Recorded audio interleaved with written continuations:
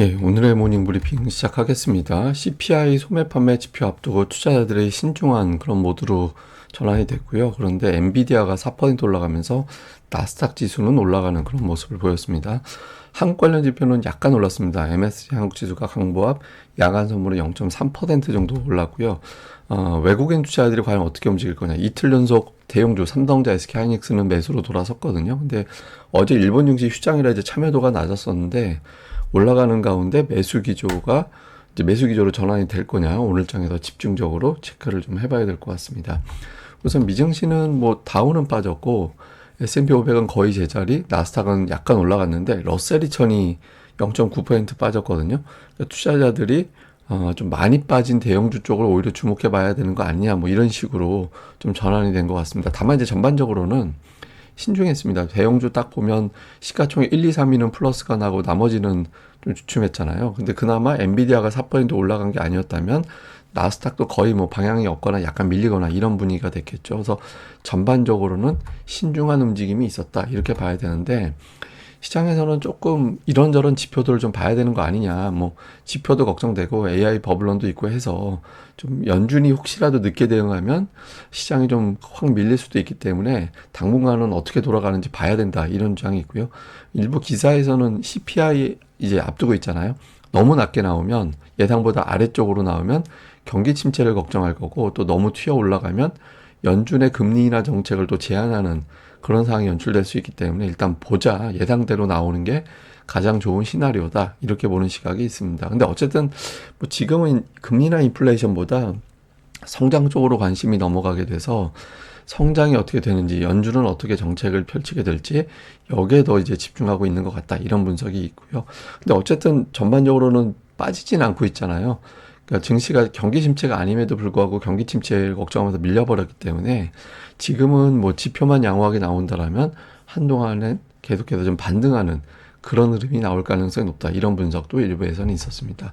근데 어쨌든 투자자들은 이전보다는 좀 상황이 낮았죠. 많이 급락하면서 헤지펀드의 어떤 S&P 500 포지션이 그동안은 좀 조정 쪽에 힘이 실렸다면 조정이 나오고 나서 오히려 매수 쪽, 그러니까 반등할 것 같은데 이런 쪽으로 포지션이 이동해 있었거든요. 이건 뭐 수시로 바뀌는 거기 때문에 또 달라질 수는 있는데 어쨌든 지금은 좀 쉽게 밀리지 않는 그런 구간으로 왔다. 그래서 지표만 잘 나오면 더 올라갈 수 있다. 그러니까 그 지표 기다려보자, 뭐 이런 분위기가 현재까지는 이어진 것 같습니다. 그리고 오늘 대형주 쪽이 상대적으로 강했잖아요. 물론 이제 시가총액 1, 2, 3위 종목에 국한된 내용이긴 한데, 근데 이제 이런 지적이 있습니다. 그러니까 포워드 P, 그러니까 향후 12개월 실적을 감안해 볼 때 P가 어떻게 되는지 이걸 따져보는 건데 34배, 그러니까 34배까지 올라가 있다가 최근에 증시 조정이 나오면서 28.3배까지 떨어졌거든요. 그래서 지금 메가세븐 종목군들이 충분히 가격 매력이 생겼다. 물론 뭐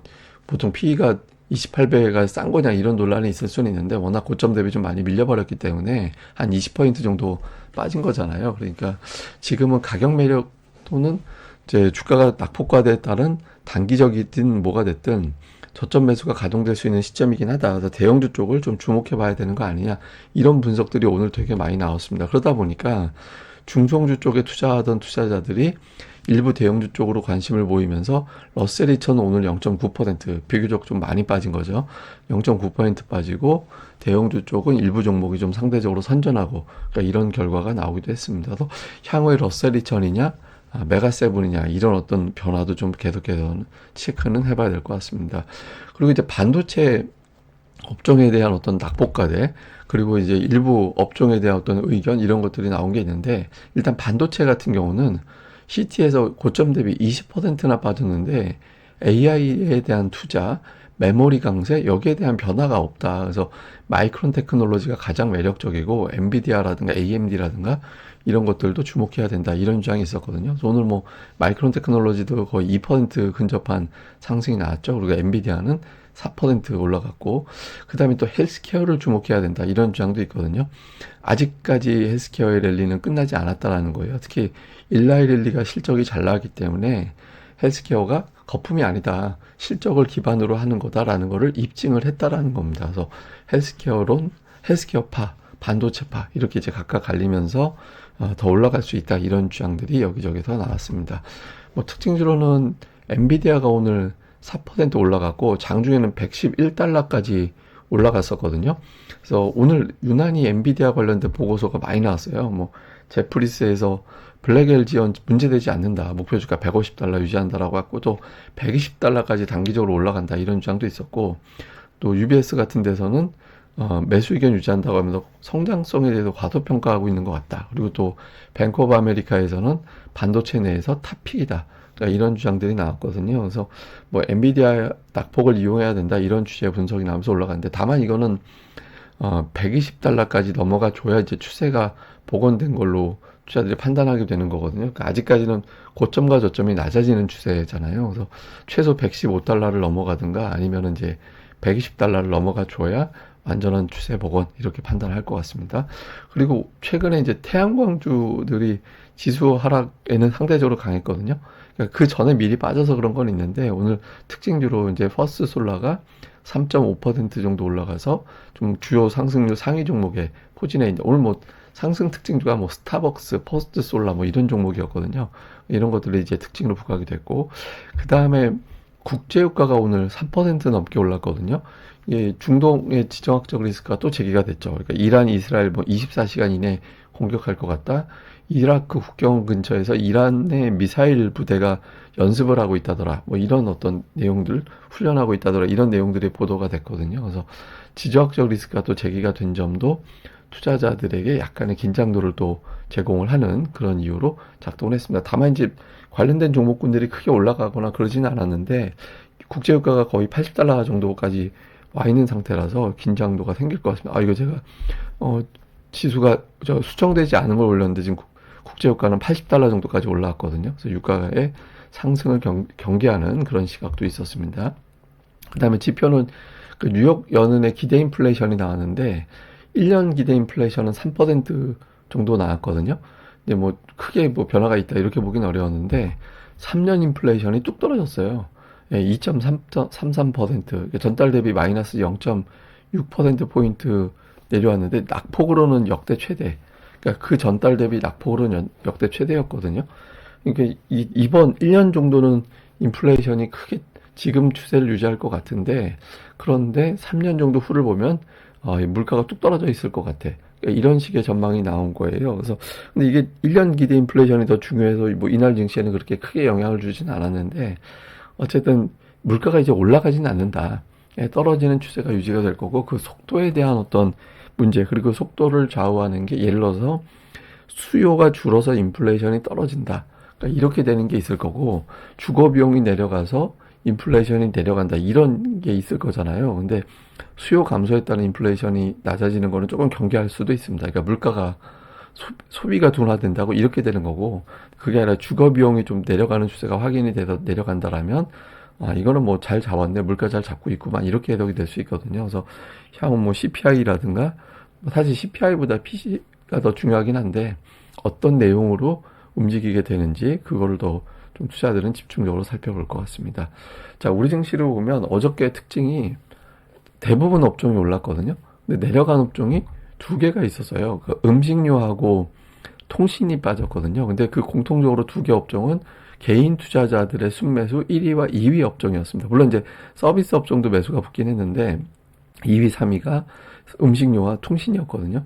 그러니까 개인 투자자들이 매수해서 끌어올릴 돈이 없다는 겁니다. 실제로 이제 예탁금이 지금 증가하지 않고 있잖아요.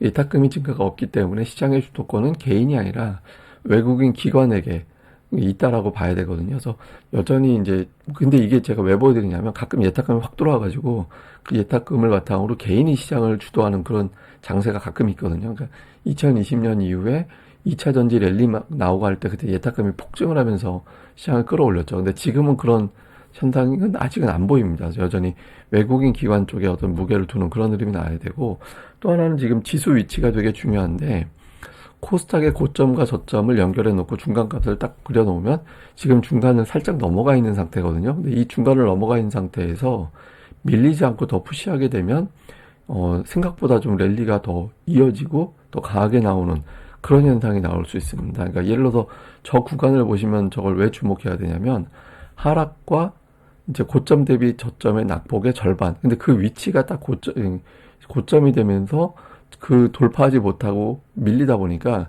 그게 그냥 뚝 떨어지는 그런 결과가 초래가 됐었어요. 근데 그 다음 사이클에서 보면 고점과 저점을 연결한 절반에서 이제 좀 매물이 나오긴 했지만 그걸 힘으로 밀어붙이면서 아주 큰 랠리가 연출이 됐었잖아요. 그래서 근데 지금 이제 왼쪽에 이제 박스진 시나리오로 갈 거냐, 오른쪽에 있는 랠리 구간으로 갈 거냐, 이게 지금 그 변곡에 있는 거예요. 그래서 이 구간에서 잘 버텨내느냐, 이게 되게 중요합니다. 지금 코스피 같은 경우는 2650 정도가 이제 그 구간이 되니까 아직 거기에 도달하지 않았는데, 코스닥은 그 중요한 자리에 도달했거든요. 그러니까 보통 이제 이게 왜 중요하냐면 이 반 정도 반등 나오면 보통 반등에는 단타 매수가 섞여서 들어오기 때문에 그 단타 매수에 매물이 나오게 됩니다. 그러니까 그 물량을 이겨낼 정도의 강한 매수가 들어왔는지, 시장의 매수가 단기성 자금보다 중기성 자금이 더 크게 들어왔는지 이걸 가늠하는 데이터가 되거든요. 그래서 지금 코스닥은 상당히 중요한 자리에 와 있다, 이렇게 봐야겠습니다.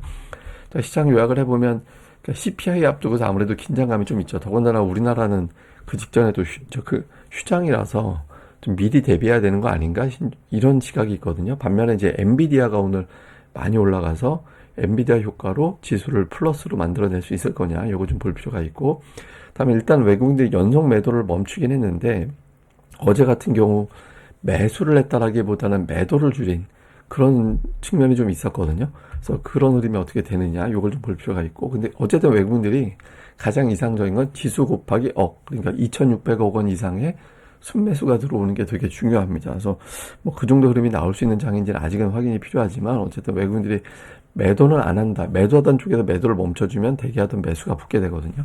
그런 것들이 필요하고, 그 다음에 이제 단기적인 어떤 부담스러운 요인은 지정학 리스크, 그리고 코로나, 이 두 가지는 잠재적인 어떤 악재거리가 될 수 있거든요. 둘 다 물류 이동에 또 제한을 주는 변수가 될 수도 있는 사안인데 아직까지는 뭐 크게 문제가 되고 있지는 않습니다. 근데 잠재적으로는 좀 주목을 해봐야 되는 재료라서 계속해서 좀 체크가 필요하고요. 그 다음에 이제 신용잔고가 줄다가 다시 늘어나고 있는데, 지금 신용 늘어나는 거는 그렇게 큰 부담은 안 돼요. 왜냐면 피크 대비 줄어들어 있는 상태라서 폭증을 하는 게 아니라면 신용잔고의 완만한 증가는 급한 매도가 줄어들었다, 해소됐다라는 측면이 될 수 있어서 신용잔고에 대해서는 조금 당분간은 좀 스트레스를 좀 덜 받아도 되는 그런 상황이다, 이렇게 봐도 될 것 같습니다. 자, 오늘 이제 제가 준비한 건 좀 특이한 차트인데, 그동안에 미국에서는 이런 정서가 있었어요.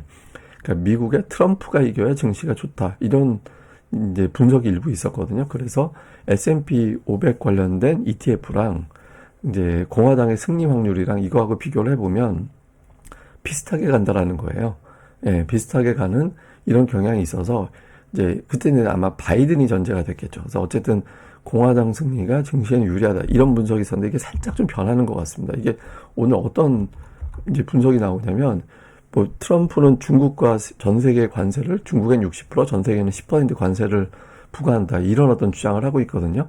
그렇게 되면 성장이 약화가 되고 인플레이션을 자극하게 되고, 그러니까 이런 어떤 주장들이 나오기 시작했어요. 그래서 근데 저는 이걸 왜 주목을 하냐면, 그동안에는 트럼프가 이겨야 증시가 좋다, 이런 쪽으로 프레임이 몰려갔다가 지금은 트럼프가 되면 위험할 수도 있겠는데, 이런 분석도 있었다라는 거죠. 그래서 좀 대선 관련해서 긴장도가 되게 높아졌었는데 한편으로는 대선 관련된 긴장도가 내려가는 그런 계기가 될 수도 있거든요. 그래서 당분간은 어떤 선거라든가 이런 변수보다는 성장률, 그다음에 이제 기업들의 이제 실적에 대한 어떤 위치, 실적 대비 지금 주가가 좀 부담되느냐 아니냐, 여기에 대해서 관심이 또 전환이 된 상태라서 당분간은 이제 이쪽에 더 집중을 하는 게 조금 더 현실적이지 않나, 이렇게 봐야 될 것 같습니다.